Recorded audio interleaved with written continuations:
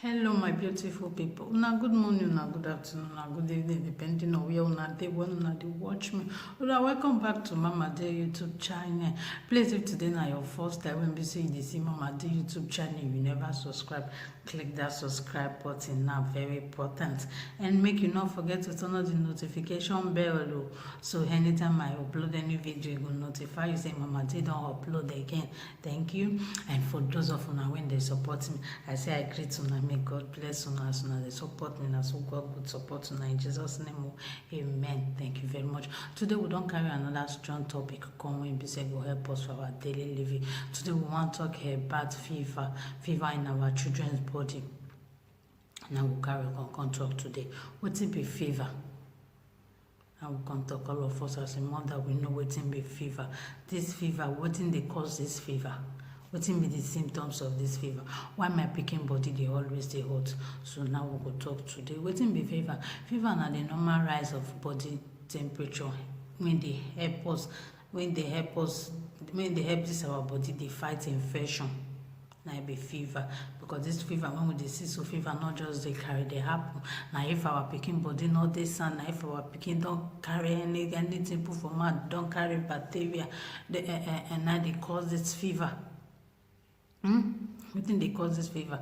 Fever fit caused by virus, bacteria, typhoid, diarrhea, many things dey cause this fever. Even common cold virus dey cause fever.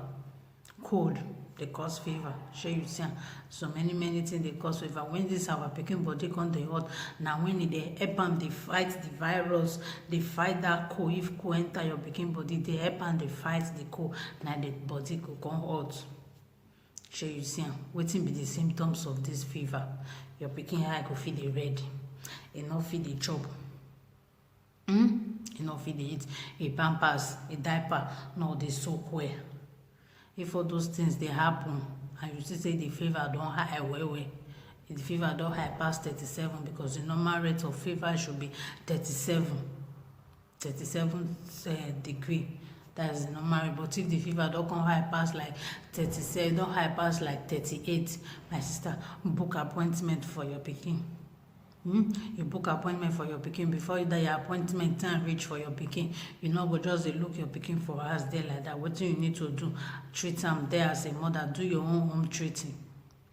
The home treating, you go ask yourself, wetin I go fit do for this home treating? Take your pikin enter bathroom, give am warm bath water. Give am warm water, bath am with warm water, depending on your child. If na little baby, quickly carry am go hospital, not just waste time, carry am go there. But if na like 1 year, 7 months to 1 year, 2 years, 3 years, calm your pikin there, bath am, pull the shirt, no wear am thick cloth, pull the shirt, give am warm bath, take a warm towel, take am type oil body. When you don wipe, take am wipe oil body, you see your pikin go come sweat. Then give am water drink. You give am water drink, give am paracetamol. If you get paracetamol for house, you give am. If you get ibuprofen for house, you give am. Try to calm am down, make e sleep. If your pikin don sleep, e don wake up, you see say before your pikin sleep wake up, you as a mother, your body go dey okay small. You go sit down near am, you dey look at her, your body go dey okay small. And the pikin, when you wake up, you see say your body go dey change, because that paracetamol go help am, go calm am down.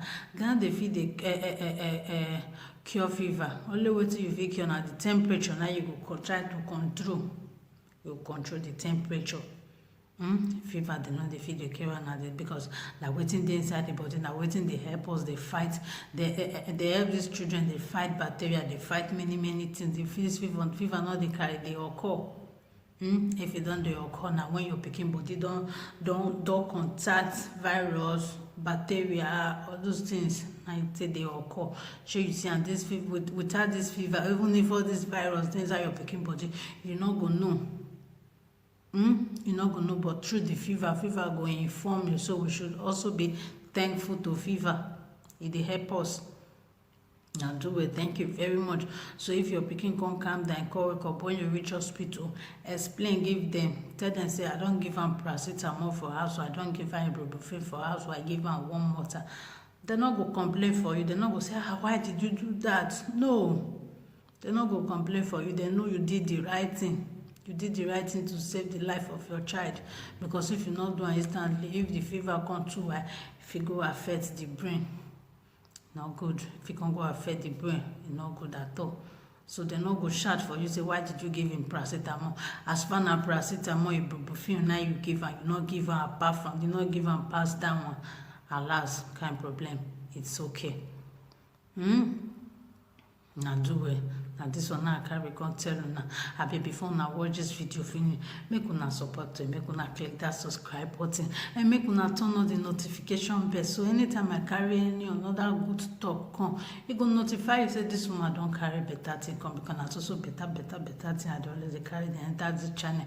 When you they are going to talk and the way when we say you go they understand, me go they understand, all of us go they understand. Now so it be. Thank you very much, and please see you in my next video.